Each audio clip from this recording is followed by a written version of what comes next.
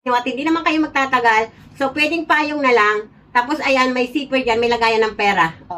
Hindi lang tumbler ang pwede natin ilagay. Kahit payong ay pwede. Ayan mga madam ko. Oh, ayan, payong na yan ha. Dito nga pala mga madam ko, mayroon tayo ditong tumbler body bag. Tama ba yung pagkasabi ko? Tumbler body bag kasi mga madam ko, pwede siya nating lagyan ng tumbler. Ayan.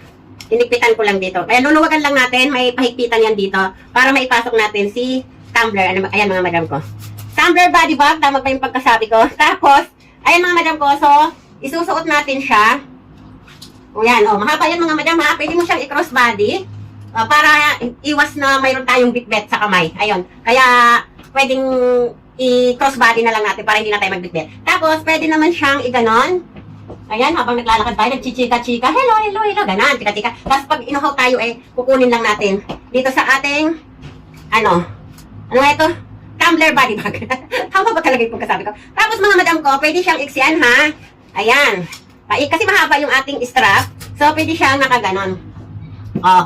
Yan, pwede siyang nakaganon. Pwede siyang gusto mo, bitbitin mo lang ng ganon. Pero, ayan, may sikipan siya. Bukod doon mga madam ko, meron tayo dito, may pinakawalit pa yan ha. Ayan.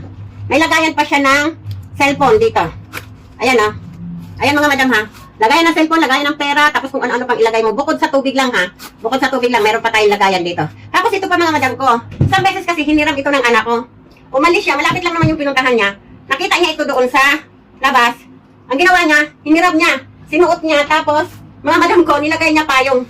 Nilagay niya yung payong mga madam ko. O, hindi na siya nagdala ng tubig kasi ang lapit-lapit lang ng pupuntahan niya. So, ang payong na lang ang linagay niya. Tapos, nandito yung cellphone niya kasi nga, di ba maulan ngayon? Nandito yung cellphone niya, nandito yung pera niya, nandito yung mga gamit niya. May bitbit siya na payong kasi saglit lang naman daw ang pupuntahan niya. Ang iniiwasan niya lang yung abutan siya ng ulan sa daan. So, ayan mga madam ko. Hindi lang tumbler ang pwede natin ilagay. Kahit payong ay pwede. Ayan mga madam ko. O, ayan, payong na yan ha. Ang ganda niya mga madam ko talaga. Nagulat nga ako, sabi ko, ay, pwede pala yan sa payong.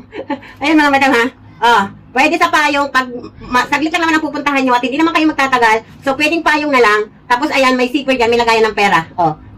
Ano kayo, ligtas kayo sa ulan. Pag umulan, ready kayo, bunot agad. Oh, di ba mga madam? Ayan. Kaya kung gusto nyo to, alam nyo na. Nasa comment section ang link natin ito. Bye!